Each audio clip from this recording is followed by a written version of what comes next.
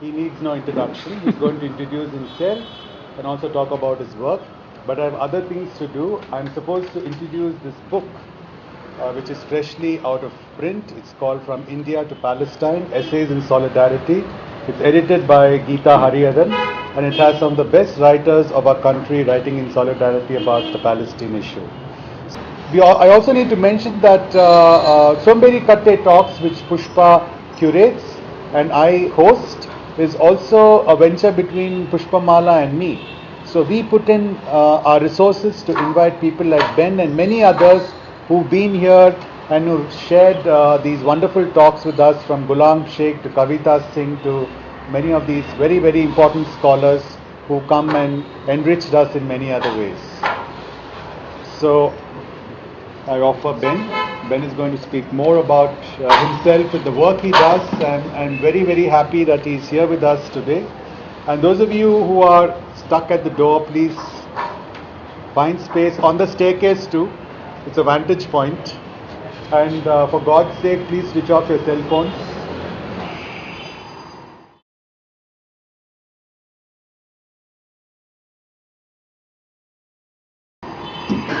Well, thank you all for coming. Can you hear my voice okay, or shall I use the microphone? Raise your hand if you want a mic.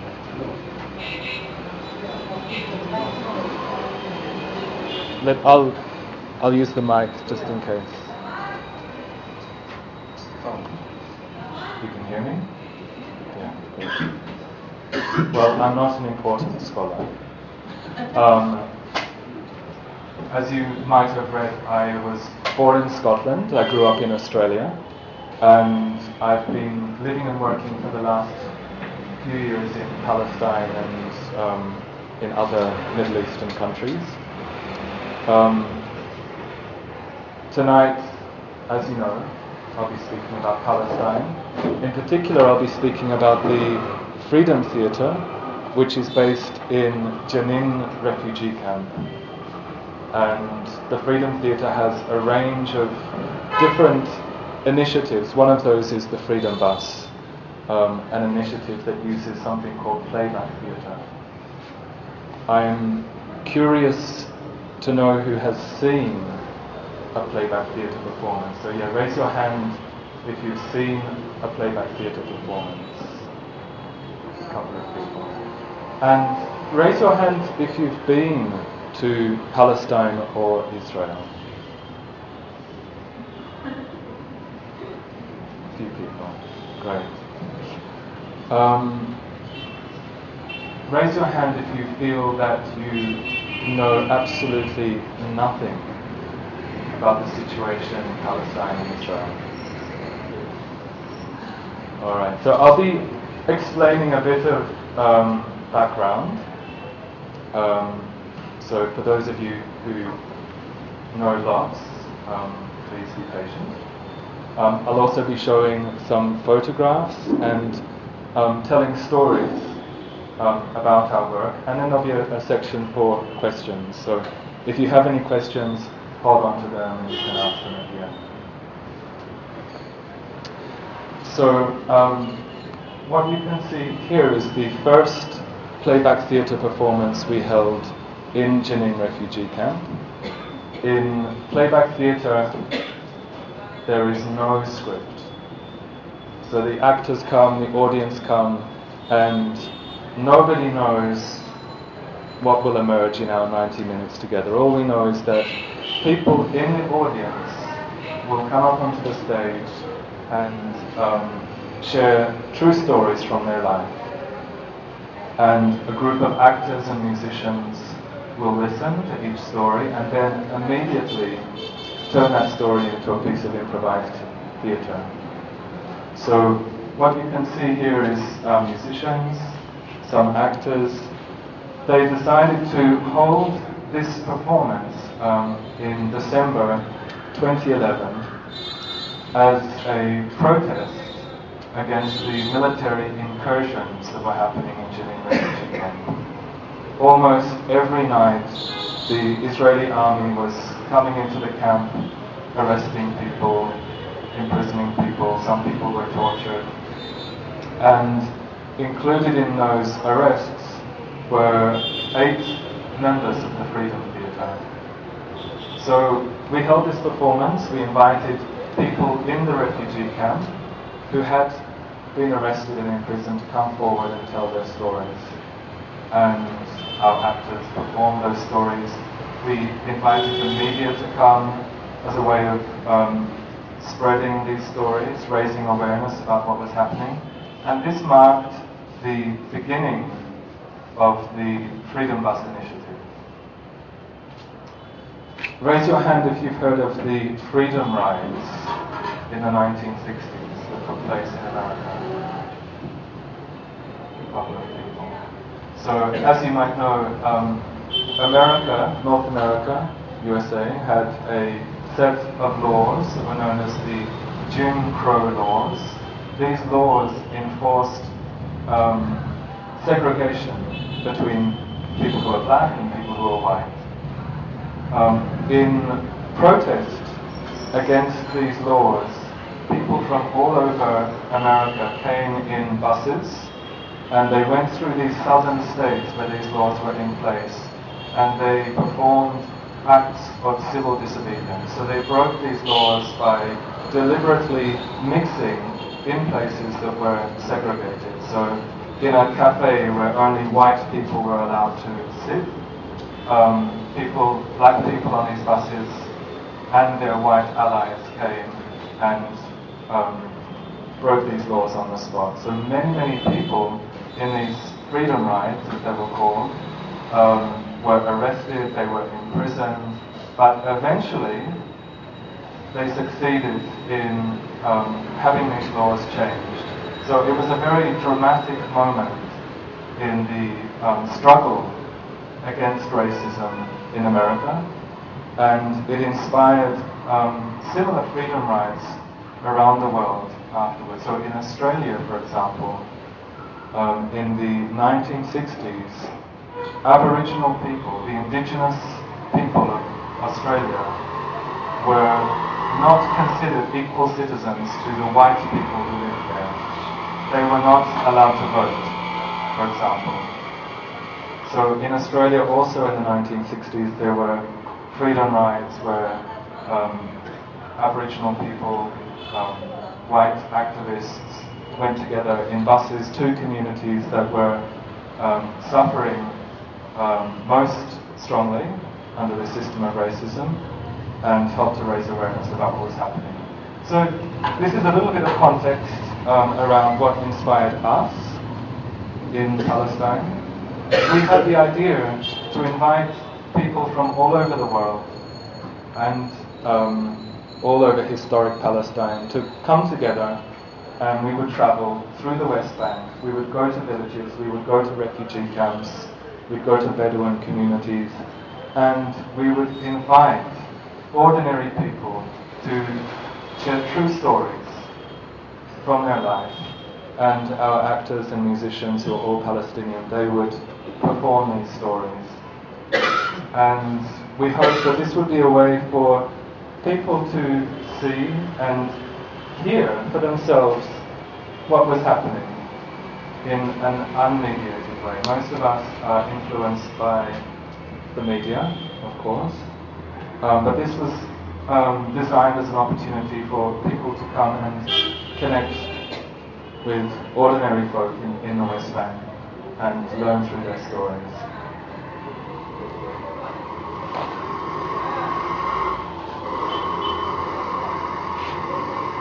This is a photograph of a Playback Theatre event that happened in an area of the West Bank known as the Jordan Valley. It's an incredibly fertile region. You can't tell here because this photograph was taken in November, but if you go in March, these hills are lush, they're very green, it's an incredibly rich agricultural area. There are Palestinian people there who've lived in this area for many generations. They are traditional farmers, they are herders, they make their living from herding sheep. And over the last couple of decades, they have been systematically pushed off their land. So in the Jordan Valley, now, 50% of this region has been taken over by Israeli settlements. 45% of the Jordan Valley has been turned into military training zones. That leaves 5% for the original inhabitants. And these people are suffering daily harassment from the army. There's a systematic attempt to drive out these last remaining residents of the Palestinian residents of the Jordan Valley. So, for example, one tactic is to come in and demolish their homes. In this area, even though it's supposed to be part of what we call occupied Palestine, if you want to build a home, you need to get permission from the Israeli civil administration. And in almost all cases, these applications are denied. So people build tents, they live in tents, and even these tents are destroyed. So we've been to communities like this many times to learn about their life. And I'd like to share with you one of the stories that was told. It was told in this event. It was told by the mother of this young man. His name is Zati. And here's a photograph of her telling her story.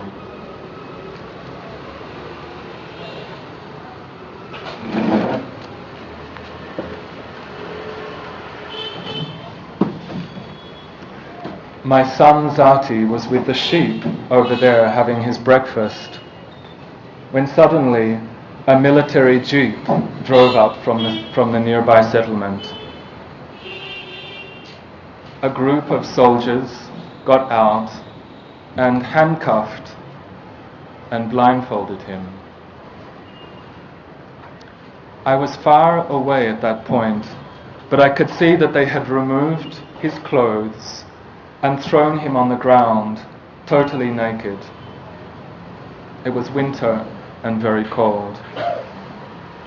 When I saw what was happening, I came running and tried to reach my son. The soldiers pushed me back though. They loaded their guns and pointed them at me. I shouted at them, "Why are you doing this to my son? He's not a fighter. He's done nothing wrong. Why are you doing this?" But they didn't answer. They just threatened that they would shoot, and so I moved back. They still had Zati on the ground.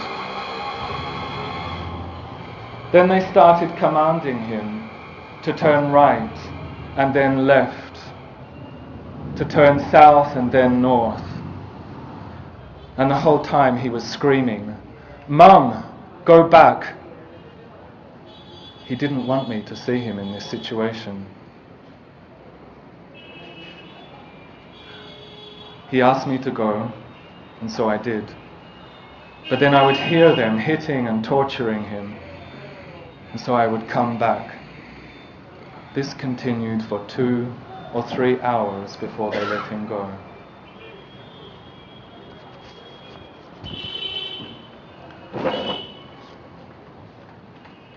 These are common stories that we hear. And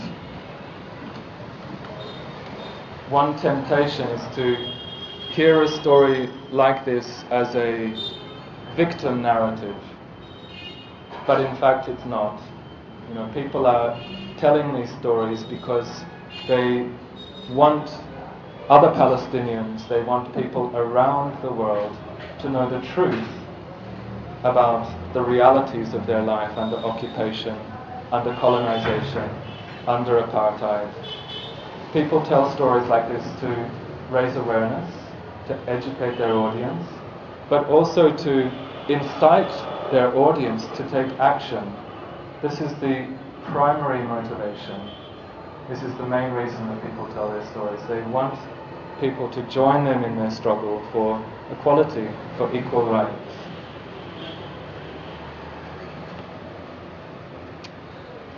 I'd like to give a little bit of background about the situation in Palestine and Israel. And I'll start with a personal story. My great-grandfather was a Russian Jew. He was one of the first Jewish people to come during the early 20th century. His name was Yosef Nachmani. He became the head of the Jewish National Fund. This was an organization that was set up to purchase land that would be used to settle European Jews who hoped to create a homeland. Now, my great-grandfather had the best intentions. He grew up in Russia in a context where Jews were violently repressed. There were pogroms, which are massacres of Jews. He was engaged in armed resistance against the authorities that were enacting these pogroms. And like many Jews in Europe at that time, he was very inspired by the idea of Zionism that was initiated in the late 1800s. This idea was that Jews should have their own homeland, a place where they could be safe and protected from anti-Semitism. And the idea arose that Palestine could be this homeland. Other places were also considered, but eventually they decided that Palestine would be this Jewish homeland. So with this strong ideology, he came to historic Palestine, which was under British rule at that time, and he became the head of the Jewish National Fund. And his job was to acquire as much land as possible for these Jewish settlers who were coming in waves from Europe. Most of the land, so what we can see here is a picture of Palestine before the establishment of current-day Israel. The dark area represents land that was owned and inhabited by Palestinians in 1946. The white areas represent land that had already been purchased by Jews. Much of this land was acquired in a rather dishonest way. There was a feudal system in place at this time. Many of the landlords who owned the land were based in current-day Syria and Lebanon. So my great-grandfather would go to these landlords, and he would purchase the land very cheaply, and then he would come back and notify the farmers, the Palestinians who were living there, that this land no longer belongs to them. And so thousands and thousands of Palestinians were for hundreds and hundreds of years. Then the United Nations, under pressure from the Zionist forces that were gaining in strength, decided to partition historic Palestine. They said that in order to resolve the growing conflict there, that part of the land would be given to the Jewish people, and the remainder would be given to the indigenous Palestinian inhabitants. Now, at that time, in 1947, only 33% of the population were Jewish. They legally owned only 7% of the land. However, the United Nations gave them the majority of the most fertile land. 56% of the land was given to a minority of the population. This was a grave injustice from the very beginning. So of course this angered the Palestinian people. This was a decision that was made without their permission. So can you imagine China invading India and the United Nations telling you that over half of your land will be given to China without your authority, without your permission? So the Palestinians were forced into what later became the Gaza Strip and the West Bank. But this was not the end of it. In the war that happened between the Arab states and the newly established state of Israel, Israel drove out many of the Palestinian inhabitants that lived in these white areas. 530 Palestinian villages were destroyed. Over 80% of the Palestinian population fled their homeland and became refugees in neighboring countries. My great-grandfather took an active role in expelling Palestinians. He ordered the bombing of Palestinian homes in the north of Israel so that Palestinians would not be able to return when the war ended. So Jenin refugee camp is one of these refugee camps that Palestinians fled to. It's one of 59 refugee camps that can be found in Syria, Jordan, Lebanon, and the West Bank. There's a spare chair here. And today, the Palestinian refugee population is the largest refugee population in the world. There are 12 million Palestinian refugees. Under international humanitarian law, they have the right to return to their homes.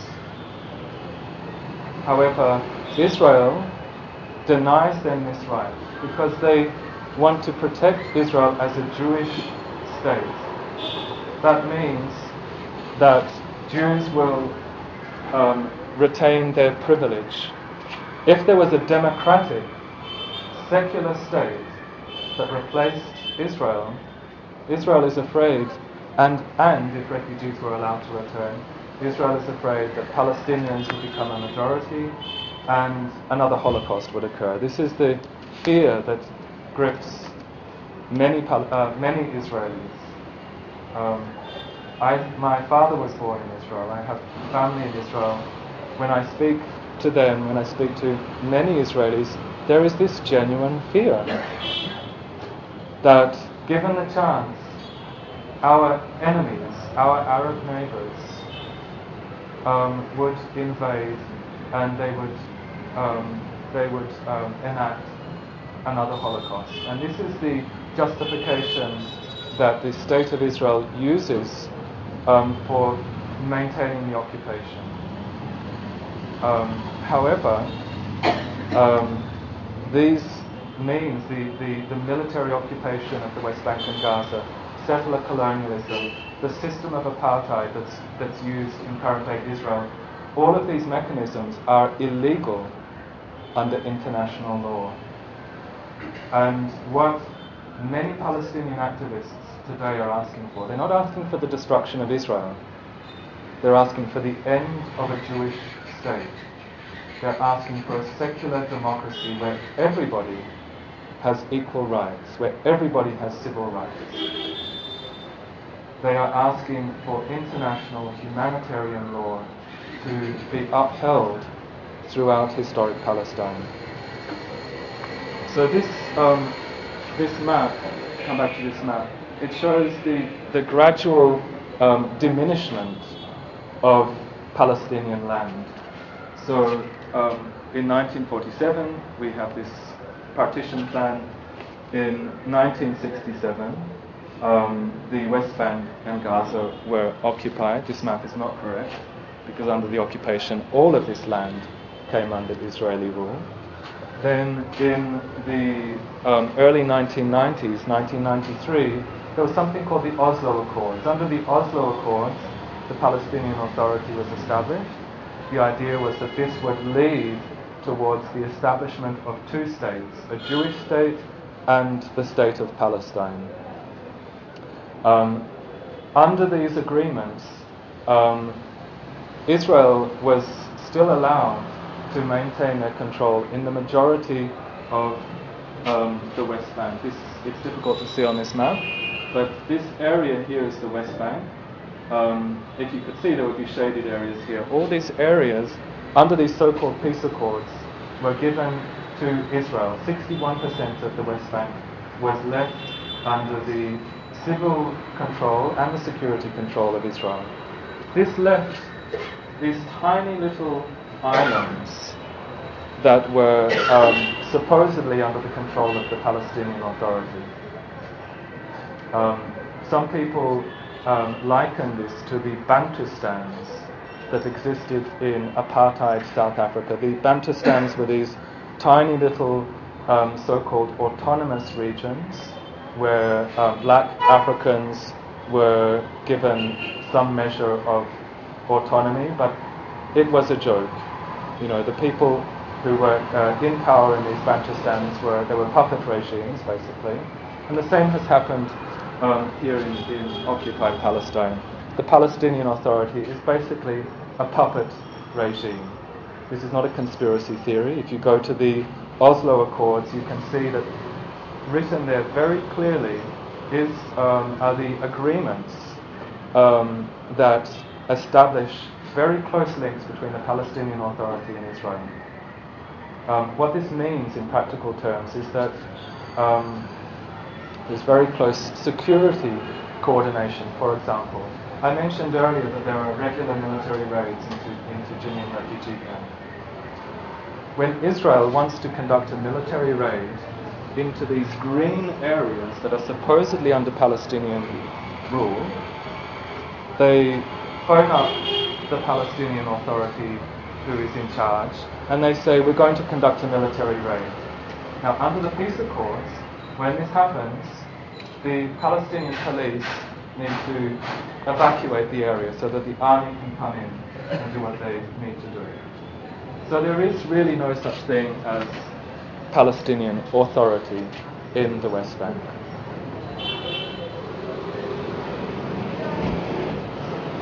This is an image from the Jordan Valley. I mentioned that 45% of the Jordan Valley has been turned into military...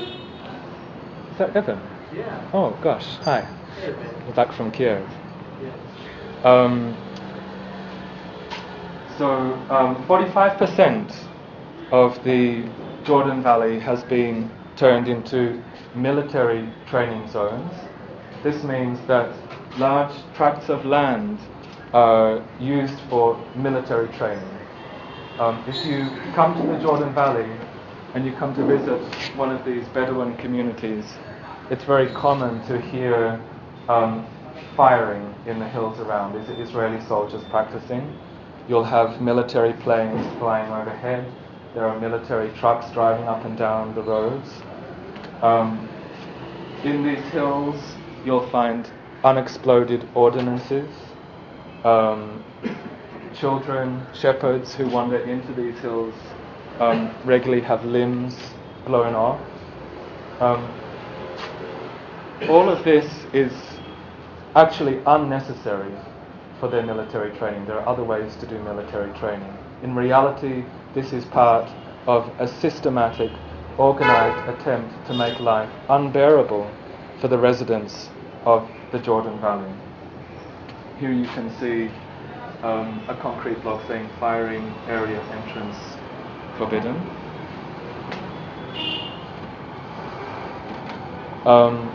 This is an Israeli settlement that's built in the Jordan Valley. It looks very much like the kind of suburb you would find in Australia or California. They have all the services and facilities they need. However, next door to these settlements, the Palestinian people are given no services whatsoever. This is a man called Mahyum. He's had his tent, his home, demolished 7 times. During the hottest months of summer, during the coldest months of winter, the army comes to his family and many other families through the Jordan Valley, and they give them a notice. They say, between this hour and that hour, we will be conducting military training. You have to leave your homes. So in the middle of winter, these people have to go and sleep out in the freezing cold under the stars so that the Israeli army can come in and do their firing practice around their tents.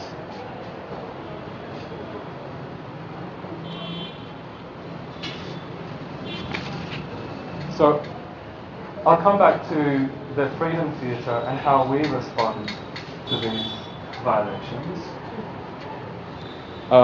I've described some of the ways that Palestinians are oppressed. What I haven't mentioned is that for over 130 years, Palestinians have been engaged in many kinds of civil resistance. That includes armed resistance, but mostly it includes unarmed resistance, boycotts, strikes, petitions, demonstrations, rallies, etc. The use of cultural resistance is another way that Palestinians resist their dehumanization, and it's another way that they seek to combat the Israeli occupation and apartheid. So, when I talk about cultural resistance, this is a very broad term. It can include theatre, it can include traditional dance, it can include the type of work we do, storytelling. I'm curious to hear from you how you think cultural resistance can be used as a form of change, as a way of changing the system of occupation and colonization. Many people, the reason I'm asking is because many people are very skeptical at the idea that art can be used to combat injustice. So I'm curious if anyone has any ideas about how theatre especially can be used effectively. Maybe it creates a sense of we all are in the same boat, and like we share the pain, and it creates a sense of like we all are together in the same journey of sorrow or something. Yeah. It's a bonding, strong bonding. It creates a bonding between the people to people. Yeah, this is very important. So art, culture helps to reinforce a sense of large group identity. And Israel understood this from the beginning, from the moment the state of Israel was created. The way that they sought to destroy this large group identity that united Palestinian people was to go about destroying archives, libraries. Huge collections of Palestinian books were destroyed. Later the Palestinian flag was outlawed. Artists were not even allowed to use the Palestinian colours in their paintings. All of this is a way of combating what you speak about. You know, there's an awareness by any colonial administration that as long as the indigenous people are united with a common sense of identity, the chances of ongoing resistance are much higher. How else can art be used in this context?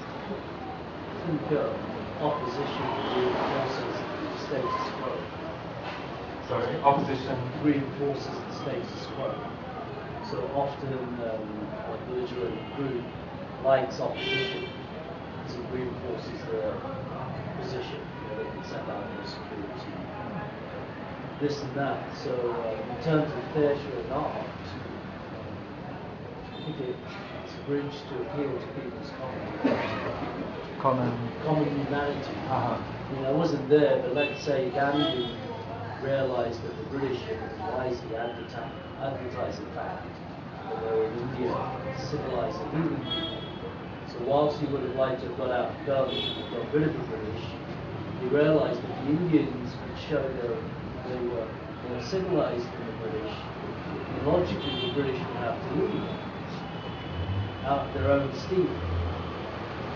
So humour, if you can't pull out a gun and fix it, humour, question, sharing one's own suffering with one's own story and how one deals with it. And actually people can relate to that. The Jews and Israelis would be able to relate to that. Right, so you're saying that art can be used as a way to humanize the oppressed population? Yeah, you stick up a gun, you resist, you shout back, you throw a stone, you stick up a flag. It's like two things pushing against each other. You start talking about yourself, your own suffering, making a joke, appealing to the common human spirit. Yeah. I think that this is important, yes? Yeah, I was just thinking that often, sharing collective stories, etc., has its importance at a certain stage, but then it can go on to converting the converted and get sort of restricted to spaces where everybody knows, what is happening. But what are some of the ways in which you can infiltrate the opposition through cultural resistance? How do you sensitize their... in short, how did you become your great-grandfather's grandson on the opposite camp? Let's hold the questions till later. Yeah, but I want to add something. Yeah. So I want to just be the inside informer, because I'm Israeli. Yeah. So there's a big movement now developing in the last 10, 20 years of Middle Eastern Jews inside Israel that basically feel that they themselves had been occupied and colonialized by European Jewish culture. Right. And then they haven't really were able to express their voice, especially when we're talking about culture. So Arab culture, Arab music, Arab culture, Arab language, all of these, were practically banned from the, mainstream canon. And there's a lot of anger and feeling of repression, and like many of those activists, like Jewish, Middle Eastern, or North African social activists, are now trying to bring the Arab culture into the mainstream, so it will be accepted and be treated equally. And this has a huge influence on the whole, the way that the Palestinian, culture, the Arab culture, who had been there forever, is going to be looked at. Because really the Middle Eastern culture, the Arab Jewish culture, was never part of the Israeli culture. Right. And so this is like really the first occupation within Israel, within the Jewish community that live on this land. So, people feel that once this would really be embraced and be accepted, then it would be easier to make peace with the rest of the Middle East. Yeah. There was another comment here. Otherwise, I want to leave the questions till later. So, if you have any ideas on how culture can be used as resistance, please share. But I just wanted to say the Balfour Declaration, which you did not mention, is a very colonial issue that the British created about 1948. And I think it's actually a guilt conscience because of the Holocaust.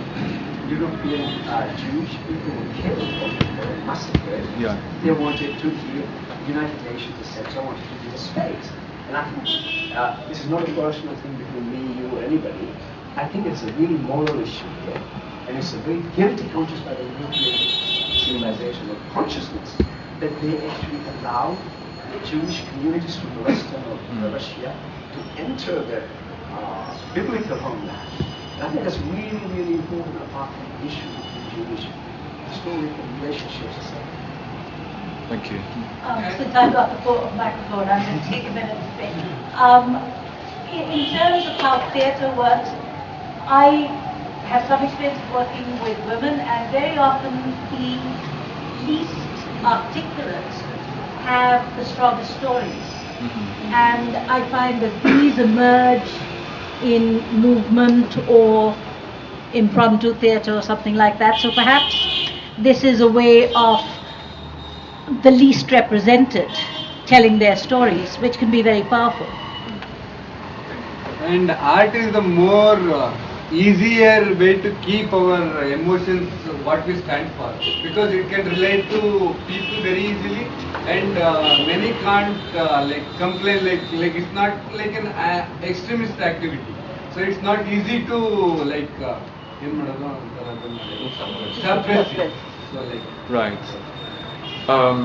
Yes. However, I'm going to continue, and you can make more comments later. However, let's acknowledge that art can be used as propaganda as well.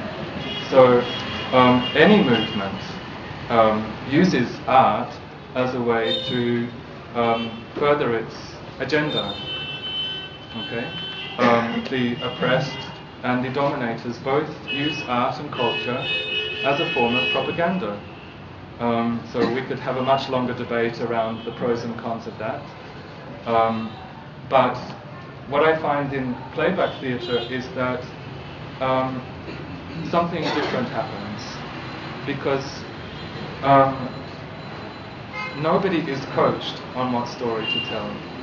When we hold an event, we have no idea who's going to speak,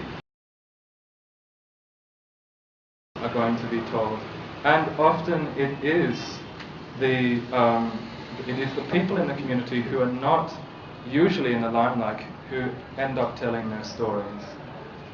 If we were to go to these communities on a regular political tour, you know, we'd go to a community, we'd all jump out the bus, we'd invite the community leader to come and tell us about the problems that their community faces, and then we'd jump back on the bus and go to the next community, and this is a familiar ritual that's carried out with other forms of socio-political tourism. This is different.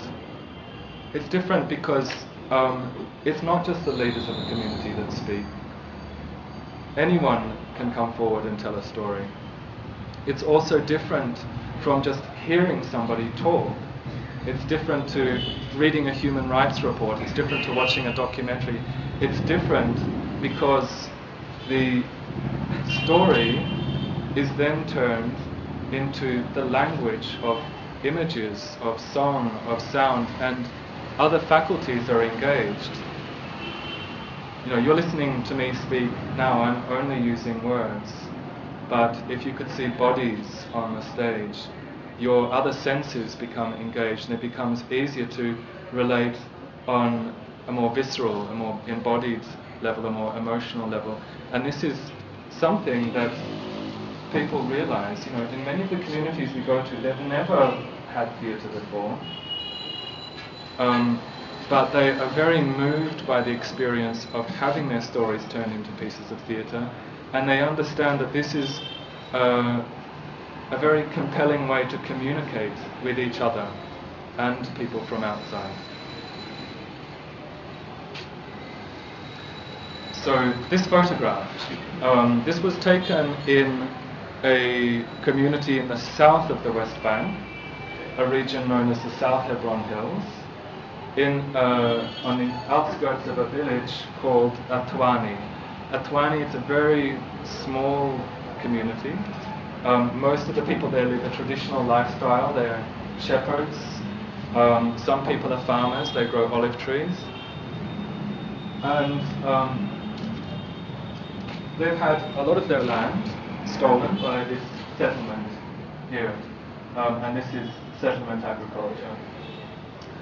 The people in this settlement are extremely hostile towards the Palestinian residents of Atwani. So, for example, Palestinians who are out on the hills looking after their sheep are regularly attacked by these settlers. Children, Palestinian children from nearby communities, walking down this road on their way to school, used to be stoned by the settlers. 10 years ago, a group of human rights monitorers came in and offered to provide protective presence. So they said, we will accompany your children to school, and we hope that because there is an international presence, this will lessen the hostility of the settlers. And if they do attack, we have video cameras, so we can record what's happened, we can write reports, we can lobby the Knesset, the Israeli parliament, we can inform international solidarity groups and governments, etc. So these protective presence folk were put in place, and on the first day that they accompanied the children to school, the settlers attacked, and they severely injured the two people who were accompanying the children. Now, one of those activists was American, so you can probably guess that as soon as an American is injured, the American government became very actively involved all of a sudden. So they went to the Knesset, the Israeli parliament, and they said, this is outrageous, what's happening, you must do something. And the Israeli government... At least it should spare Americans. Sorry? At least they should spare Americans, let me say. Exactly, but they also have to show their wonderful humanity. So they said, you have to do something. The Israeli government decided that they would provide a military patrol for these children. So every day, the Palestinian children walking from the communities in these hills, going down this road, have an army vehicle behind them and another vehicle in front of them, and this is to protect them from the settlers. However, the settlers get off scot-free. They're allowed to they're allowed to carry out these attacks with complete impunity. Nobody is ever charged. Now, it might sound semi-humane that a military patrol was given to these children. However, the army often fails to fulfill their obligations. So either they don't turn up at all, or they turn up several hours late.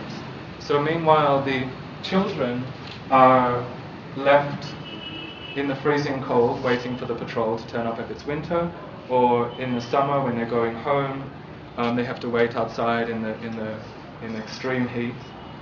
Or they have the option of walking the long way, so they can walk for several hours around the hills in order to reach their school, which of course means they miss their morning classes. We were there recently, and the army had been failing to turn up for the last couple of weeks. So the children in Atwani decided that they would protest. So they gathered their teachers and other community members, and they marched up the hill to the place where they normally wait for the military patrol. We were in Atwani at the time performing, so they asked us to come and join them. And at the top of the hill, we sang together, and then the children started telling their stories, and our actors started turning their stories into pieces of theatre. And then halfway through this event, the Israeli army turned up, and the Israeli border police, and they stopped the performance. That's what you can see happening here.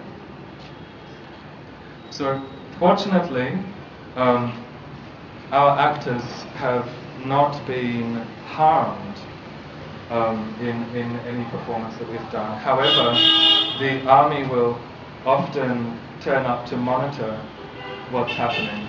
Whenever there's a gathering of Palestinians, you can pretty much guarantee that within 10 to 15 minutes there will be a military presence.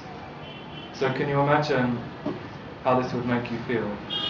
You have this sense that you are always being watched. You are always being observed. We were called to one village called Al-Walaja to do a performance in protest against the separation wall. There's a wall that's being built that is confiscating 10% of the West Bank. Many people are losing their land, they're losing olive orchards that they've been farming for generations. So this village is in danger of suffering this same fate. They asked us to come and perform as a way of gathering people from across historic Palestine and internationals to come and hear and learn about what was happening. We performed on a hilltop, a piece of land that will be taken when the wall is complete. 200 people had gathered, and when the army caught wind of what was happening, they sealed the entrances to the village to stop other activists from coming. And then they stationed a battalion of soldiers to monitor the whole event. I'd like to show you a little clip, a little film clip that includes some footage from that event.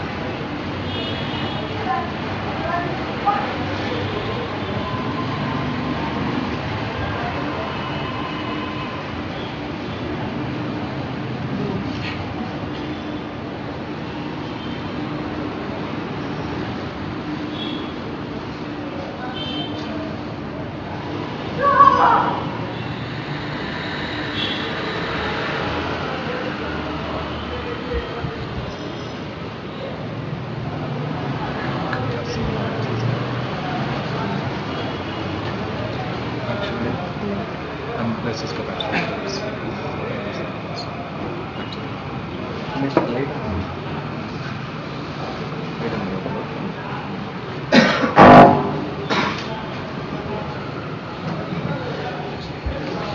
Okay, sorry about the sound. If you go to the Freedom Theatre website, there's a YouTube channel. You can see this clip, and there's many other clips of the Freedom Bus. And you can also see clips of other activities that the Freedom Theatre does.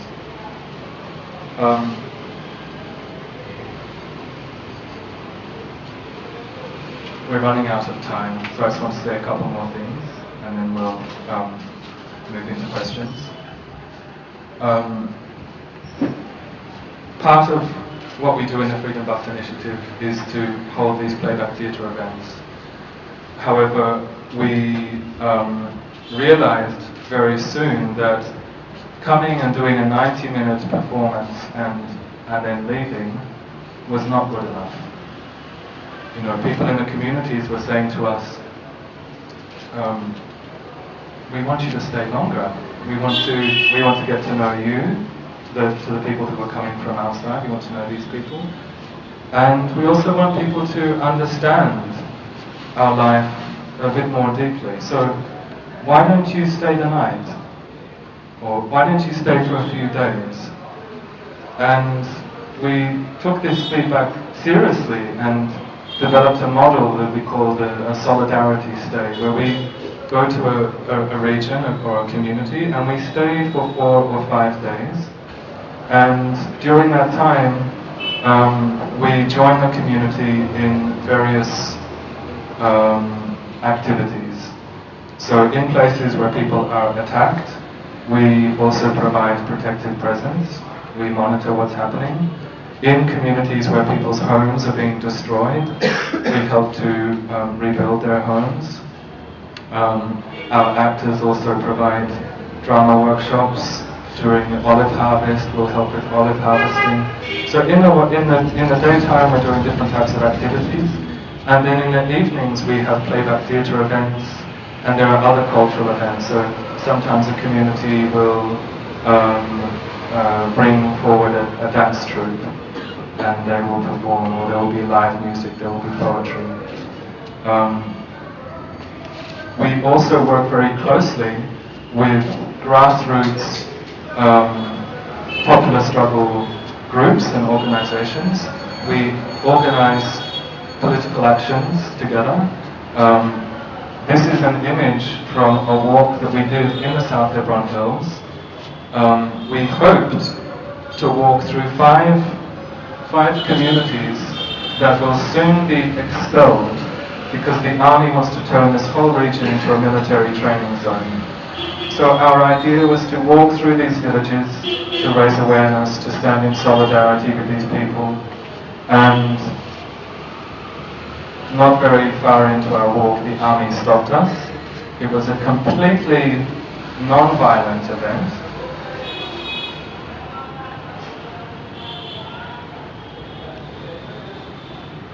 But then they started taking leaders of the popular struggle movement out of the group.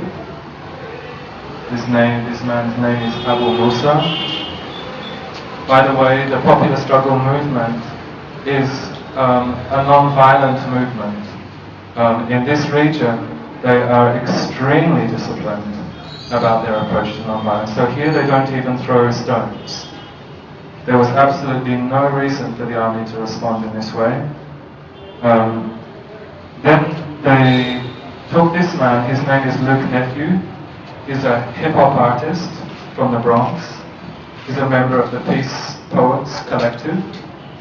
I don't know why, but they decided they wanted him. They tried to push him into their military van. Several of us were holding on to his arms and legs. They beat us off quite violently. I was hit over the head by a gun. Another woman had her knee twisted, her meniscus muscle was torn. She was injured for over 6 months. And then they put Luke under house arrest and deported him a few days later. He was given a 10-year travel ban. So he's not allowed to return to Israel or Palestine, the occupied Palestine, for 10 years. And all of this is a way of intimidating people from around the world from coming and seeing with their own eyes what's happening, for intimidating people for coming and standing in solidarity with Palestinians. So this type of action that they took was really a way of sending a message to other internationals who might be interested to come. I flip through these. So this is we're making mud bricks here, building a school.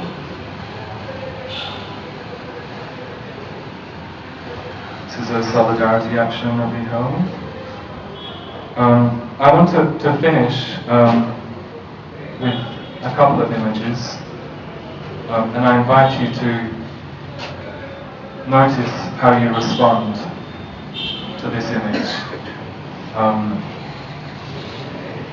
For me, it really represents the joy and the humanity that somehow continues to persist under occupation. So I've described some of the ways that Palestinians are oppressed, but the thing that really surprised me is that people are able to maintain their humanity, their sense of humor, their joy, their generosity, and this is really something quite remarkable. It's a form of resistance in itself, because people are refusing to allow their spirits to be broken.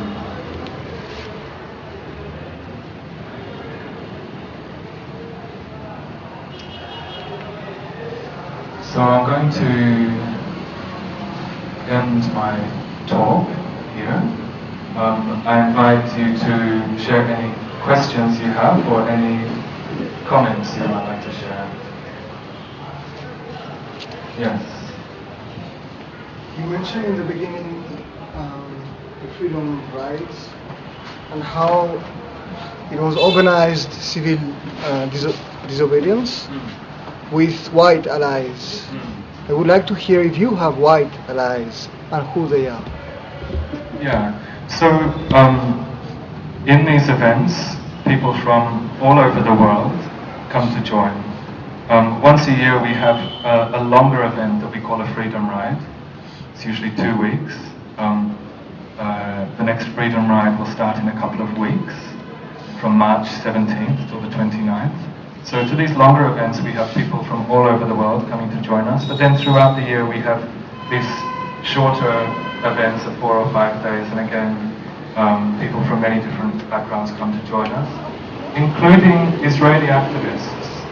So within Israeli society there are activists, there are groups that are opposed to apartheid, they are opposed to the occupation and settler colonialism.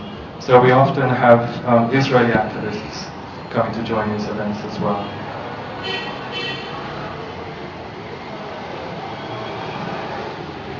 I don't know if this is more of a statement, but have you ever thought that some Palestinian people are more ethnically Jewish than some Israelis? You know, if you think about somatotyping, you know, physically, historically, it's just a question. Well, when the Zionist project began in the late 19th century, there was already an indigenous Jewish population living in historic Palestine. There were Palestinian Christians, Jews, and Muslims, and they actually lived together in harmony. This changed, of course, when Zionism came into the scene. Now, as you mentioned, or somebody mentioned, these European Jews believed that they were coming back to their homeland. However, many Jewish historians now are debating this notion. There is no doubt that Judaism arose in historic Palestine. There's plenty of evidence for that. However, there's the idea that all Jews were expelled from the ancient land that's now Israel-Palestine. There's the idea that they were all expelled and sent into neighboring countries. Now, there are historians, Jewish historians, are saying that there is absolutely no evidence for this at all. There's no evidence. Romans kept meticulous records. There's no record at all of an expulsion. Jews were sent out of Jerusalem, but they were not sent out of their homeland. What did happen at that time is that mass conversions were occurring around the Mediterranean and in other parts of the Middle East and North Africa. People were converting to Judaism. And it is the ancestors of those people who converted that have laid claim upon Israel. The indigenous Jews who remained in Israel converted to Islam during the Arab conquests. So the Palestinians who are there now are actually the original Jews who lived there. There's another group of people. I mean, and they're like believed to be like the majority of the Jewish people who are actually not native Jewish or Hebrew, right? Because there are, I mean, so many other groups of different ethnicities are basically making up the Jewish people. Right. So it's very, very diverse, in fact. So, and mixed up, it's really mixed in. Yeah, they sound like the Khazars or Khazars, the Khazars are from Russia. So I have a lot of Israeli friends and they look more Russian than Russians. Let's hear from somebody else.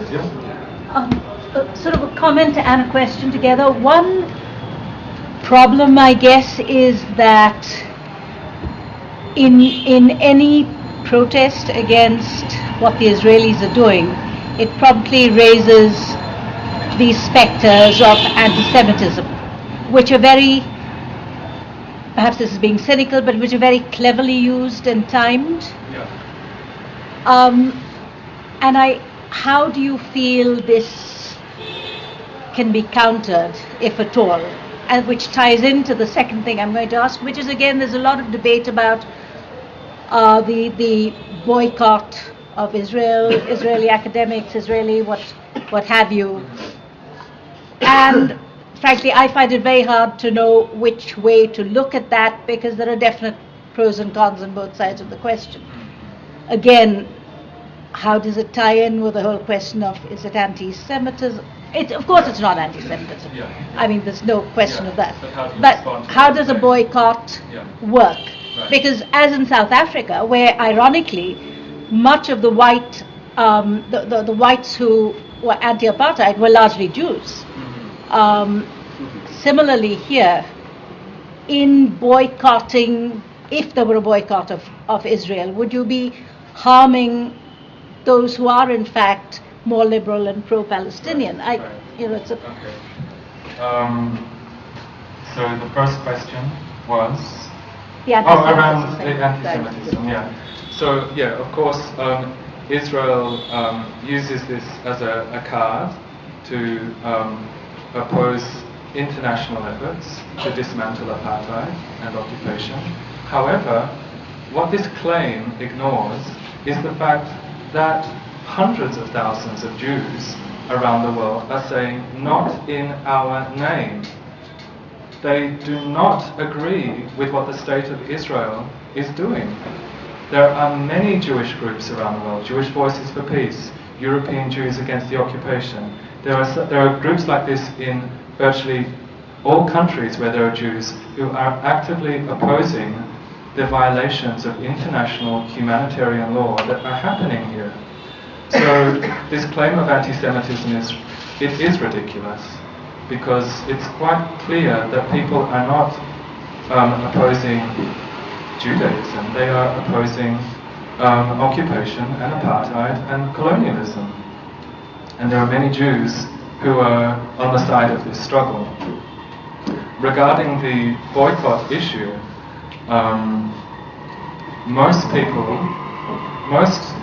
many people hold the hope or the belief that if only there could be an effective dialogue process, if only the Jews and the Palestinians could sit down together and overcome their animosity towards each other, everything would be fine. Millions of dollars have been pumped into initiatives that try to promote this type of solution. Millions and millions of dollars. There's a whole peace industry based on this logic, and it's been going on for decades. And meanwhile, more and more land is being taken, more and more people are taken as prisoners, more and more rights are taken away. There are now over 50 laws in current day Israel that discriminate against Palestinian citizens. That is apartheid. All of these summer camps where they bring Palestinian youth and Jewish youth together to learn how to make hummus together do not work. There's no evidence to say that they work. What Israel is afraid of are economic sanctions. They are afraid of the boycott movement. Recently, the minister in charge of strategic affairs in Israel was appointed to combat the growing boycott movement across the world. This means that they consider the boycott movement to be a strategic threat on par with Iran. So we can see that the Israeli government finally is becoming rather destabilized. You know, they're not able to maintain this self-righteousness in the way that they have been for decades. The BBC released a poll last year which showed that Israel is now viewed as the fourth most negatively perceived country in the world. And this was a poll that was conducted with over 29,000 people. So, you know, it's a significant poll. The year before it got the same result. So what we're seeing is that more and more people are waking up to the fact that what is happening is not right, and we can't rely on traditional negotiations. It's not working, it hasn't worked. We can't afford to waste any more time, and we can't afford to place the fate of Israel and Palestine in the hands of our governments. We, as ordinary people, need to take action, and the way that we can do that is by boycotting Israel in the way that South Africa was boycotted. This is one way that apartheid was dismantled, and it's one way that we can help to dismantle apartheid and occupation in Palestine and Israel. I have two questions actually. The first One second. I'm going to ask people just to share one question so that we have time to hear from others. So one question. they're both related. I wanted to ask you about how the performances began. Was there resistance from the people themselves about sharing stories, about talking about what they felt, was there fear? And about the actors, where do they come from, who are they as people, and how do they come together? So the actors are all Palestinians and the musicians. They come from all over historic Palestine. So several of the actors are currently living in Palestinian villages located in current-day Israel. Others are based in the West Bank. When we started the Freedom Bus in 2011, Playback Theatre had never been used in the West Bank. We wanted to connect with the most marginalized communities, the communities that experience the highest levels of political violence. These are communities that have never seen theatre before. We didn't come and start with a Playback Theatre performance. We began by connecting with activists, with human rights organizations, with village cooperatives, with popular struggle committees, all over the West Bank. We shared with them the idea of Playback Theatre, and they helped us to nominate the communities that they thought should be included in the first Freedom Ride.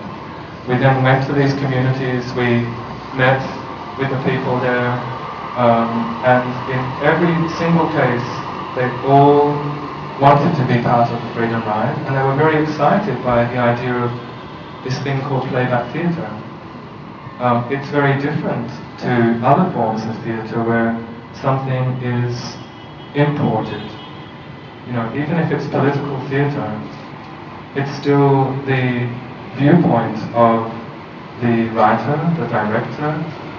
But in Playback Theatre, it's an opportunity for people to share their viewpoint, their stories in an unmediated way, and that's something that people have really appreciated.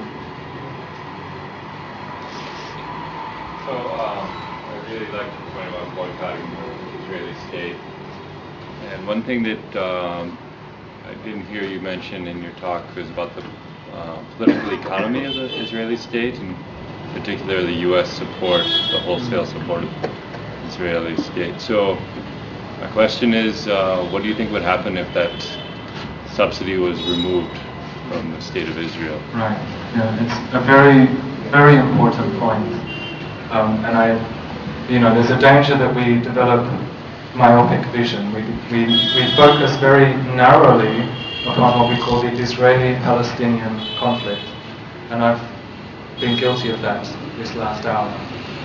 Because in reality, there are many other parties who have an interest in maintaining the Jewish state, including America.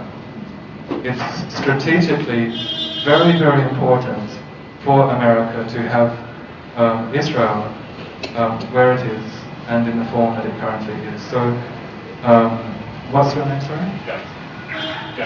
Jackson. So Jackson mentioned the subsidies.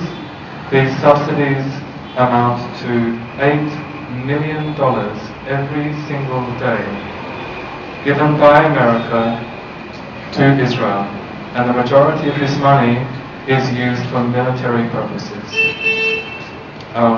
So we can ask the question, what would happen if America withdrew these subsidies, if they were no longer funding the occupation? Europe also is guilty of collaborating with the Israeli state by maintaining trade deals that benefit from the occupation. Starting this year, the European Union has agreed that they will no longer deal with corporations that deal in settlement products. So hopefully we'll see a change there, and we can see how the boycott movement has moved from something very grassroots up to a higher level where governments are now beginning to follow the boycott route.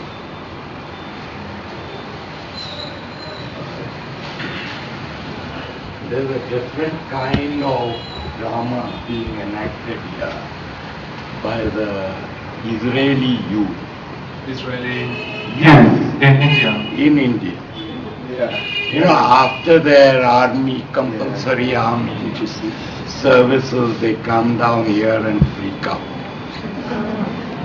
And I was very surprised to see in Manali quite a number of rabbis from Israel come down and persuade these youth to go back.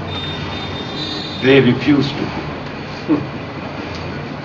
So there is another kind of alienation happening there on the other side. Yeah. Does it in any way, such movement, did they in any way touch them? Sorry? Movements such as this, did they in any way touch these youth to get so alienated? I can't really comment because I haven't spoken to enough youth that have come to India. What I know is that many Israeli youth after military service have of course been negatively impacted by the experience. So India is seen as a place to escape. We can go to the beach in Goa, we can take lots of drugs. I don't know how political that is.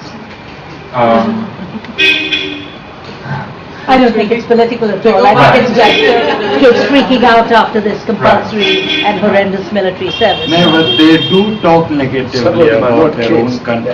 I have talked to them. Depends on your perspective. They're 22 after the leaving, of course, but the stay. Somebody else. Let's hear from someone who hasn't asked a question. How have you managed to hang in there? Hang in there. Hang in there. Yeah. Well, it relates to what I mentioned at the end of the presentation, that the spirit of the people is incredibly strong. I feel ashamed of how I grumble about my own privileged life. Really, honestly, being in Palestine has been one of the greatest lessons in my life, to see how people can maintain such generosity of spirit under these kind of adverse circumstances, and for so long, for 65, 66 years. So one of the ways I hang in there is by being inspired by my Palestinian friends and comrades. And I am extremely privileged. I am able to leave Palestine. How many days a year? Sorry? How many days a year approximately you spend in Palestine? The last couple of years I've been there since 2011, and I've probably been there about 10 months. 9 to 10 months each year. But even being able to, my aunt lives in the north of Israel, being able to cross from Jenin refugee camp into Israel, where I can experience a bit of comfort. As soon as I leave the camp, I realize that it's a prison. So I don't want to romanticize Palestinian people. Because although there is this strength and resilience, the reality is that people are at the same time suffering. How do they contain their anger? Yeah. Does it go through various phases, like initially of armed resistance, and still, keep the spirit alive? It just, makes anybody's, speaking for everyone, blood boil when you look at but to live through a lifetime of that. Yeah. Well, that's a good question. It's a question I still have. When I go to a checkpoint, for example, and I see how people are treated at a checkpoint, I'm extremely puzzled to see that most Palestinians don't react in a hostile way. At first, I was very critical of this. I thought, they've become very docile. They have adapted to this oppression, that they wait passively in line like sheep at the checkpoint. And then, of course, I understood by speaking to people that this is a survival strategy. You have to perform this role, because if you don't, you suffer. Recently I was at a checkpoint where a very wealthy family from New York were visiting the West Bank. They were journalists, I think. And they became absolutely furious at the checkpoint because their bags had to be thoroughly searched and they were treated quite rudely by the soldiers. And they were shouting at the soldiers. And the Palestinians were trying to calm them down. And again, it's about privilege. They can shout because they know that they won't be held at gunpoint, they won't be imprisoned, they won't suffer any repercussions at all. At worst they might be deported. I experienced the same thing on the bus to Jaffna, from Colombo to Jaffna, and the Tamil people are, quiet. Yeah. It was all. I was riding there. I kept my press card in Colombo because they said, don't tell anyone you're a journalist. Just say you're a tourist, you're going to visit family or something. It's just very quiet at the main checkpoint. Yeah. And they just take all their bags out, open them. Maybe it's war that does that. Yeah. Inculcates discipline. Yeah. Of course, at the extreme, when people have reached a breaking point, they will take extreme measures. So studies on people who choose to become suicide bombers show that in virtually all cases, suicide bombers have experienced extremely traumatic events in their own lives. So it's not that they are driven so much by ideology, it's that they are pushed to the limit, and this is the only action that they feel is left to them. Let's hear from somebody else, yes. Really intrigued to see your use of playback theatre as a medium to actually work with this community. One of the things of playback theatre is, in some sense, it shows you your own story back at you. My question is, if you're using this form within this context, to what extent is it just creating a form of contra-political consciousness within the Palestinian people? And to what extent are you interested in including the Israeli voice as well? Because to actually create like a conflict resolution, you need people to actually come together. So my question is, how do you feel, to what extent would you actually include the Israeli voice within these performances? How would you get those communities to begin talking to each other and not have this playback experience just create a form of political consciousness within the Palestinians to create another kind of cycle of violence? When we look at the whole process of conflict transformation, there is a time where dialogue between conflicting groups is important. But that can only happen effectively when there is a balance of power between the two sides. That's why I'm saying that all of these peace initiatives that have been going on have been quite hopeless, in a sense. I've spoken to Palestinians who've participated in these events, and they find it quite frustrating that you come together in a circle and you share your troubles, and what this creates is a false sense of symmetry.